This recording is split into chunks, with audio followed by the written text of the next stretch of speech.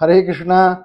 यदा मुश्तरी कर्कटे वा कमाने, यदा चश्मखोरा जमी वा समाने, तदा ज्योतिषी क्या लिखे क्या पढ़ेगा, हुआ बालका बादशाही करेगा।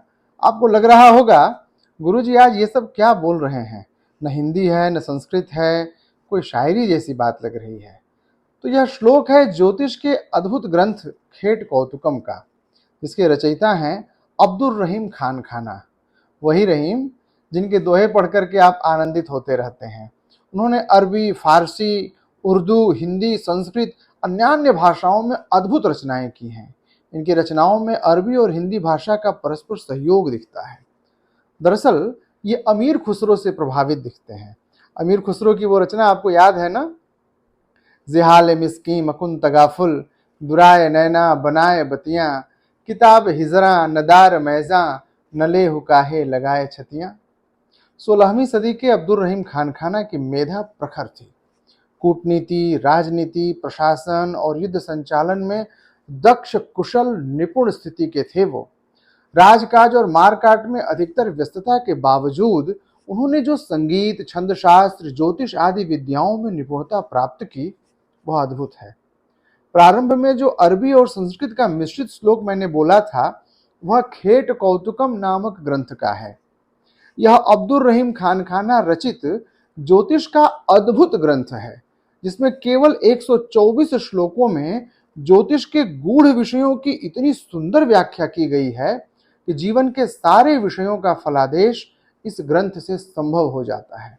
और ये फलादेश जीवन में घटित भी होते हैं। जिस श्लोक को मैंने बोला, अब उसी श्लोक को ले लीजिए। यदा मुश्तरी कर्कटे वा कमाने, यदा चश्मखोरा जमी वा समाने, तदा ज्योतिषी क्या लिखे क्या पढ़ेगा, हुआ बालका बादशाही करेगा। अर्थात जिस जातक की जन्म कुंडली में बृहस्पति कर्क या धनु राशि का हो और शुक्र दूसरे या 10वें भाव में बैठ गया हो, वह जातक राजा बनके राज करेगा। इसमें ज्योतिषी के द्वारा देखने, सुनने, बताने की कोई जरूरत नहीं है। वो लड़का पैदा ही हुआ है राजा बनने के लिए, क्योंकि उसकी जन्म कुंडली में बृहस्पति कर्क राशि का या धनु राशि का है और शुक्र दूसरे या 10वें खाने में बैठा है। यह फल मानव जीवन में बहुत ज्यादा घटता है। आप जब कुंडलियों का अध्ययन करेंगे तो देखेंगे कि देश दुनिया के दौलतमंद लोगों की कुंडलियों में बृहस्पति कर्क अथवा धनु का है और शुक्र दूसरे या 10वें भाव में बैठा है। बिल गेट्स की कुंडली में, हेनरी फोर्ड की कुंडली में, अरे अपने भारत के सेठ डालमिया की कुंडली में, डालमिया जी की कुंडली में बृहस्पति कर्क का है। और यदि दशम शुक्र का उदाहरण देखना है तो पृथ्वीराज चौहान की कुंडली देख लीजिए, छत्रपति शिवाजी महाराज की कुंडली देख लीजिए। आधुनिक संदर्भ में देखना है तो भारत के यशस्वी प्रधानमंत्री श्री नरेंद्र मोदी जी की कुंडली देखिए। इनकी कुंडली में 10वें भाव में शुक्र बैठा हुआ है, जो इन्हें रहीम जी के शब्दों में बादशाह बना दिया। तो ऐसे थे अब्दुल रहीम खान खाना। आशा करता हूं आपको आज का सत्र पसंद आया होगा।